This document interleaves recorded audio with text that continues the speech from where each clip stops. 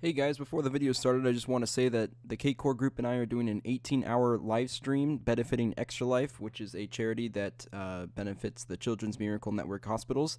It'll be on March 31st at 9 a.m. Pacific over on twitch.tv/patnat_official.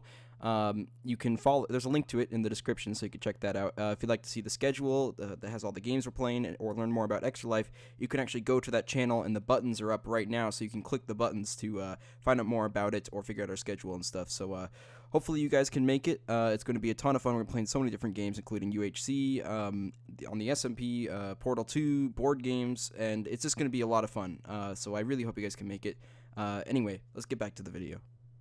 Hello everyone, this is Pat, and I'm coming to the brand new video. Today I'm playing on the Cakecore SMP with the normal episode. What? No way. It's been a long time since that happened. What happened, Pat? We are dying to know. Well, I got busy, so that's that. Specifically, I got busy with the Cakecore marathon. I got busy with other stuff too, but the marathon started eating up most of my free time preparing for that. It might have already passed by now, but if it hasn't, there is an advertisement for the beginning, so you already know all about that. Where the heck are you, Pat? Well, I am in this brand new wither skeleton farm that Danster and I actually worked on together. I'm sure he will have a video about it on his channel at some point. We basically wanted some more witherheads, so I built this wither skeleton farm. That's not perfect, but what's pretty cool about it is wither skeletons can spawn outside of there, and when they see you, they follow you, and they walk up these stairs, they get on top of this stuff, and then you hurt them. But if you notice, nothing else is shooting. Blazes aren't shooting me, skeletons aren't shooting me. That's because the only thing that can see me are wither skeletons. And look, wither skeleton spawn over there. Perfect. So let's move and get him to follow. Look at that. See? Oh, two of them. They see me. I'm going to walk all the way down here just to give more time for stuff to spawn in case they do want to spawn. It's not finished yet because we haven't gotten rid of enough spawn areas outside of the fortress. We've gotten rid of a lot by placing a lot of torches and stuff, and we are going to continue to do so until this becomes a lot more optimal. We might stack this on top of each other. Basically how this works is that oh, I should mention, Tango Tech made this. I don't have to put it on screen because I remember the name. Tango Tech made this, so if you'd like to look it up, just look up 1.12 with a skeleton farm, Tango Tech, and I'm sure you will find this pretty easily. Basically, there's such a distinct height to daylight sensors that when I stand on it, and there's a stairs right next to me, wither skeletons are the only mobs that can see you because they're that tall. Maybe not the only mobs, but the only mobs in the nether, that is. Mobs that spawn in the nether fortress. So if I go all the way up against this iron pole, they should walk up. Oh, I got caught by another guy. That's okay. This is not... The one thing that's for sure is that this is not an extremely safe farm. So don't come in expecting you not to get a little bit hurt. You will get a little bit hurt. You should wear armor when you walk in. But basically, you just kill those guys, and then stuff drops into here. Every once in a while, you get a head. We didn't that time. Heads are still really rare. By the way, Mojang, if for whatever reason you are watching this, here's my little tip to you guys. Please, for the love of God, turn down the rates of wither skeleton heads. It's absolutely ridiculous. It doesn't add difficulty to the game, alright? That's chance is not difficulty. And that's something I feel like a lot of game developers could learn from. What ends up just happening is you get really OP gear, and you walk around fortresses for hours just to get wither skeleton heads because you need to get beacons and stuff. There's got to be a better way to balance it. If you don't want people getting wither skeleton heads as easily, you can make it really difficult to craft, or even more expensive. Maybe you can make a wither skeleton head if you get tons and tons of stuff or something like that. I don't know. There's other ways around it than relying on chance, because sometimes I'm out here for hours and just can't get a single head, and it drives me insane. But anyway, that's a whole other rant on its own. But that's basically what that is, a little farm for stuff to spawn in. It's been so long since my last kind of regular showcase video, and I've done a whole lot. I do want to explain a little bit about why I haven't been on extremely frequently. I don't know what hit me there. Am I out of food? I guess that magma cream somehow got me. For one, like I said, as of the last 2 months, I've been working extremely hard on the marathon and stuff, and getting all the games and the schedule in order, and talking to people. I created a Discord group, and by the way, if the marathon, you could join the Discord group if the marathon hasn't started yet. That's in the description and stuff. And it's sucked up so much of my free time, and that's why the last 2 months I haven't done much. As for before that, I actually took a bit of a January break, as a lot of people do on YouTube.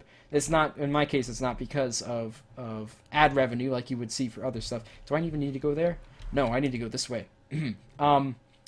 Yeah, it's not even because of ad revenue or anything like that. Obviously, I'm not monetized, but I did it just because I worked really hard on SMP stuff in December. I released like 4 videos in December alone, and some of them were really difficult to edit and stuff. Had like the investigation and whatnot. So I just I hit a bit of a burnout. I was like, I really want to just take a quick break from the SMP. But I have done a lot of stuff since, but I've also been busy. So let's start off by going over here. This is the soon-to-be-made building called the Arcade.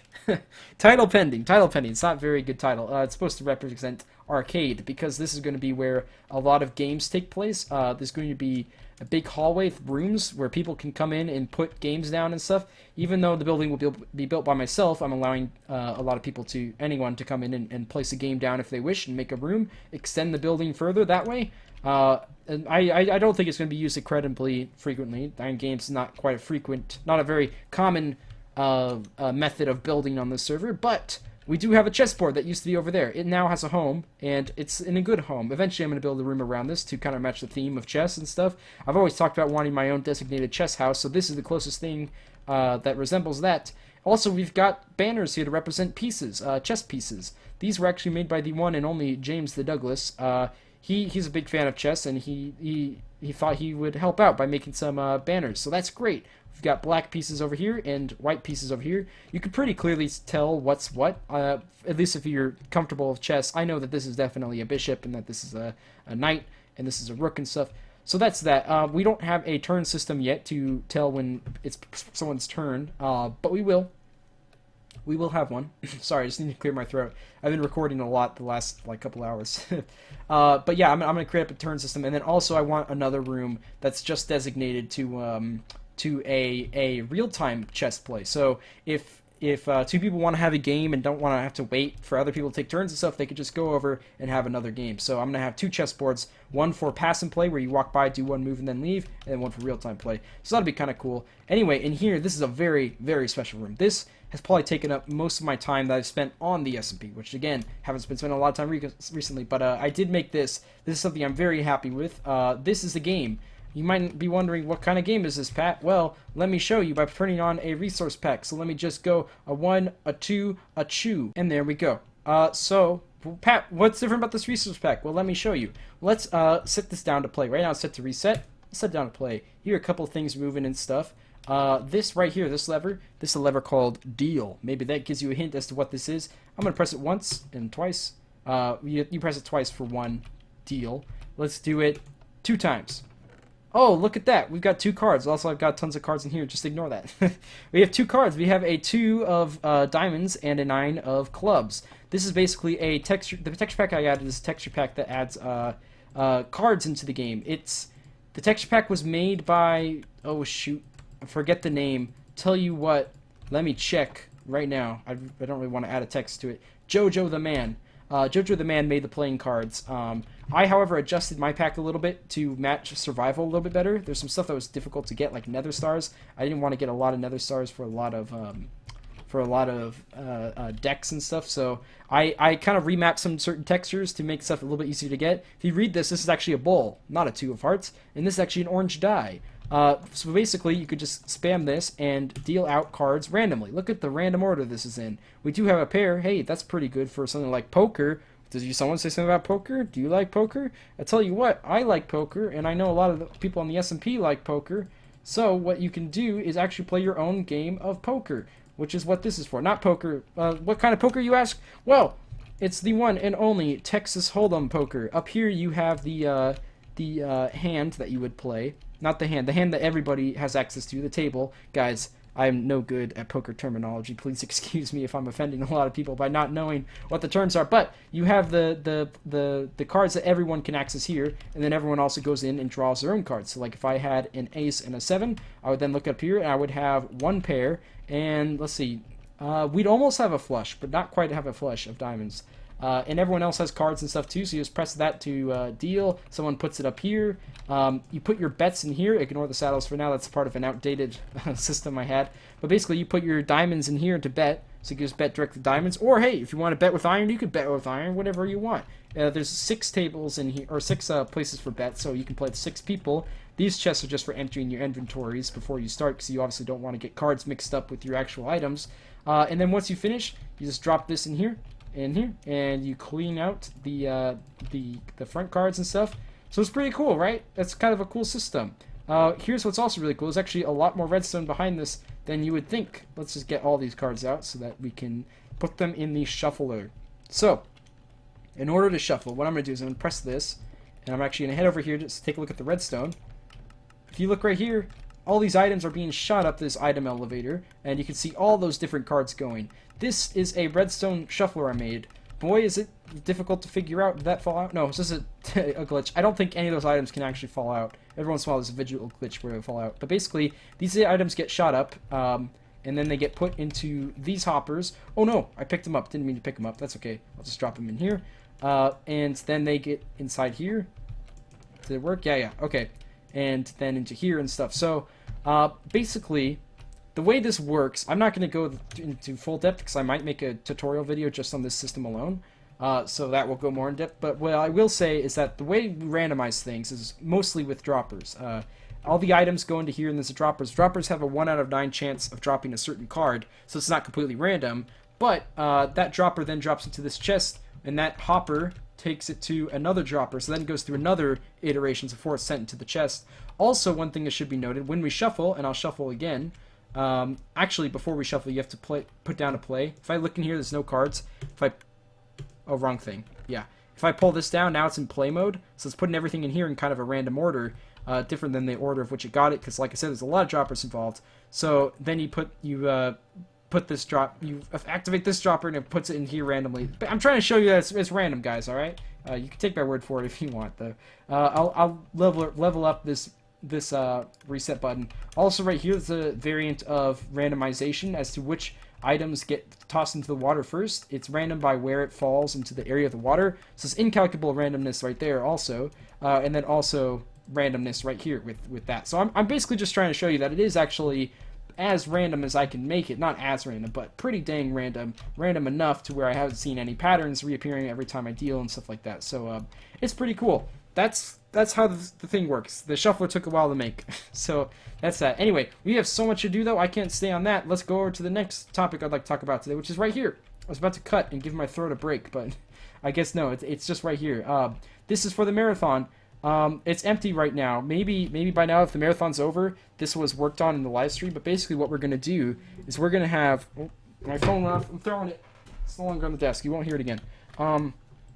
Basically, what we're going to do is we're each going to spend a certain amount of time making something in each of these spaces. And by each of us, I mean all 6 of the SMP members, which was you know, the Cakecore guys, and then Spotters and James Douglas and stuff. We're each going to build something in here for a certain amount of time, and then we're going to have to switch over to the next spot and start building the other person's stuff to add to it. And basically, we're going to try to make it look as good as we can, as nice as we can, to make a SMP monument. And then with the SMP monument...